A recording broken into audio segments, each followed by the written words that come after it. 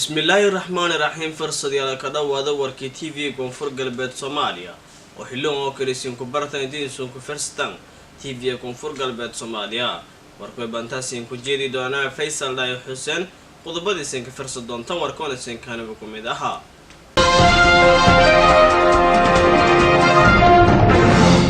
tababar ku saabsan haliyowka khilaafaadka waliba wasaaradda cadaaladda dowladda Koonfur Galbeed Soomaaliya gobatay odayaalka ka dhangan magaalada Baydhabo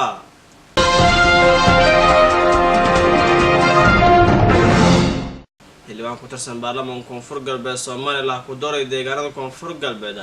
ee waliba uu darar u shaqeyso kamaray deegaanada ku tirsan gobolka Baay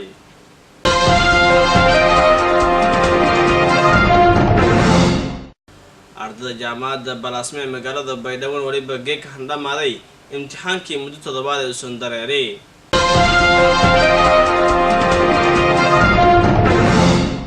qoysas barakacyaal ee ka soo diraadka magaalada Baydhabo waliba wajahaday gaajiyo harada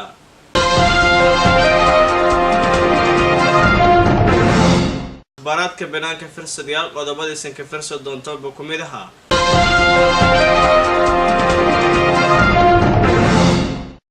isbitaalka Kaabul oo saxamil way si dhaawayaalkii qarxi shalay